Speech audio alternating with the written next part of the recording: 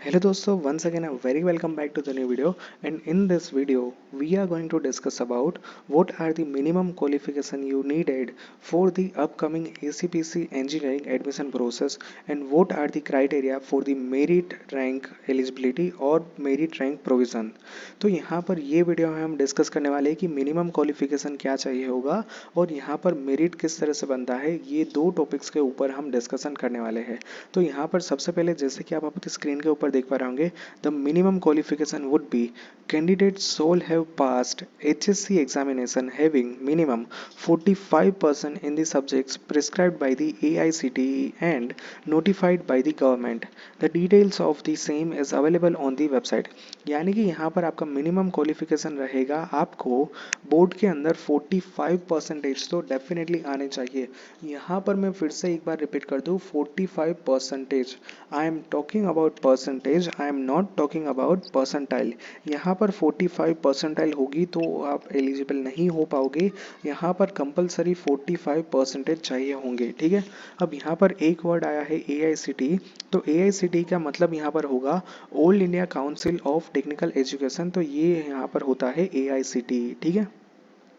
Talking about second point which is the provision of merit, तो यहाँ पर merit किस तरह से प्रोवाइड किया जाता है इसके बारे में हम डिस्कशन करते हैं।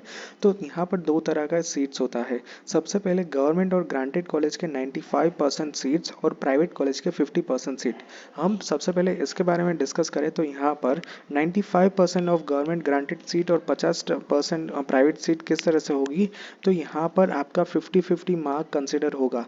50% मार्क्स कहाँ से आएगा, 50% मार्क गुजरात बोर्ड के अंदर तीन मेन सब्जेक्ट्स रहने वाले हैं, फिजिक्स, केमिस्ट्री और मैथ्स, इसका आएगा। और बाकी के 50% मार्क यहाँ पर आपके आएंगे गुजरात बोर्ड के, यानी कि 100 mark of physics, 100 mark of chemistry, 100 mark of maths. यानी कि 300 में से आपको मान लीजिए कि 250 आया है तो इसका 50% यहाँ पर कंसिडर होगा।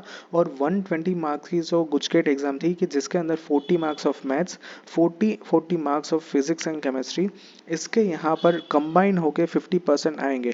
यानी कि 120 में से मान लीजिए कि आपको 95 मार्क आए हैं तो इसके 50%, तो ये दोनों 50-50% को कंबाइन करके यहाँ पर एक मेरिट रैंक डिक्लेयर करेगा ACPC, तो इसको बोलते हैं मेरिट लिस्ट। तो ये इस तरह से यहाँ पर आपका मेरिट का प्रोविज़न होता है, ठीक है।